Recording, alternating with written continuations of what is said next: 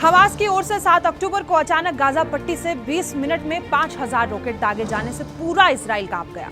इस खौफनाक मंजर को देखते हुए लोग दहशत में आ गए। इस हमले में सैकड़ों लोगों की जान चली गई। ऐसा ही हमला 50 साल पहले 1973 में हुआ था, जो अब तक का सबसे बड़ा हमला था। लेकिन 50 साल बाद इस हमले ने फिर पुरानी यादें ताजा कर दी। ऐसे में सवाल ये उठ रहा है कि दुनिया की सबसे ताकतवर खुफिया एजेंसियों में शुमार इजरायली एजेंसी मोसाद और उसका एंटी रॉकेट मिसाइल सिस्टम हमले को रोकने में फेल कैसे हो गया। इजराइल का एयर डिफेंस सिस्टम आयरन डोम पूरी दुनिया में एक मशहूर सिस्टम है, जिसकी एक्यूरेसी 90% है और जो दुश्मन मिसाइल का पता लगाकर हवा में खत्म करने की क्षमता रखती है। लेकिन इस बार हमास के हमलों को रोकने में ये असमर्थ रही। आयरन डोम इजराइल को डिफेंस सिस्टम की सबसे ताकतवर हथियारों में से एक माना जाता है। एंटी ड्रोन सिस्टम तो और भी देशों के पास है, लेकिन इजराइल का सिस्टम सबसे ताकतवर है। दुश्मन मिसाइल और रॉकेट को हवा में ही मार गिराने वाले इजराइल के सुरक्षा कवच आयरन डोम की लागत 3 लाख करोड़ रुपए के आसपास है। इसके इंटरस्पेशन रेंज की बात करें तो ये 2.5 मील से 45 मील तक, यानी कि 2021 में नेशनल सिक्योरिटी रिसर्च इंस्टीट्यूट ने एक रिपोर्ट में शेयर किया था कि इजराइल के पास जो इंटरस्पेटर है उसकी लागत $1 लाख है, जबकि एक इंटरस्पेटर की लागत $50,000 होती है।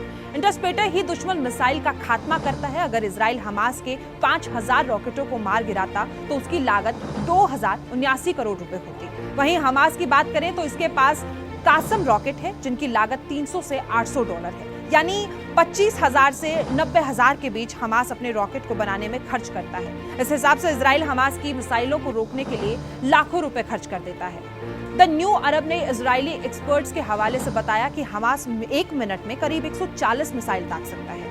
आयरन डोम प्रणाली एकदम दूरी वाली जमीन से हवा में मार करने वाली वायु रक्षा प्रणाली है, जिसमें एक रडार और इंटरस्पेटर मिसाइल शामिल है। इससे इजराइल पर होने वाले किसी भी प्रकार के हमले को पहले ही ट्रैक करके बेअसर किया जाता है। इसका उपयोग रॉकेट, तोपखाने और मोर्टार के साथ साथ विमान, हेलीकॉप्टर और मानव रहित हवाई वाहनों का मुकाबला करने के लिए किया जाता है। आयरन डोम की उत्पत्ति 2006 के इजराइल लेबनान युद्ध से होती है, जब हिजबुल्लाह ने इजराइल में हजारों रॉकेट दागे थे। इसे इजराइल एरोस्पेस इंडस्ट्रीज के साथ विकसित किया गया था। इजराइल ने पूर्व में ये घोषणा की कि अगले साल रन राफेल एडवांस सिस्टम अपने शहरों और लोगों की सुरक्षा के लिए एक नई वायु रक्षा प्रणाली लेकर आएगा। आपको बताते चले, आयरन डोम को 2011 में तैनात किया गया था। आयरन डोम में 3 मुख्य चीजें शामिल होती हैं, जो कई खतरों से निपटने के लिए, उस क्षेत्र को सुरक्षा प्रदान करने के लिए मिलकर काम करती है। इसमें किसी भी आने वाले खतरे का पता लगाने के लिए पहला ट्रैकिंग रडार, दूसरा युद्ध प्रबंधन और हथियार नियंत्रण प्रणाली और तीसरा मिसाइल फायरिंग यूनिट है।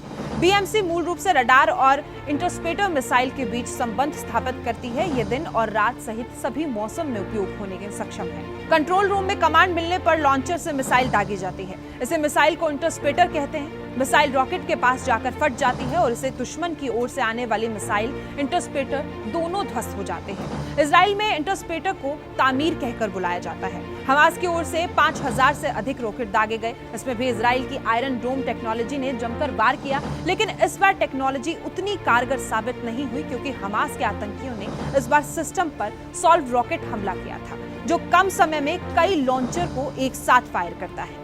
इससे आयरन डोम टेक्नोलॉजी सभी लक्ष्यों को नहीं भेद पाती और कुछ ही रॉकेट नष्ट हो पाते हैं।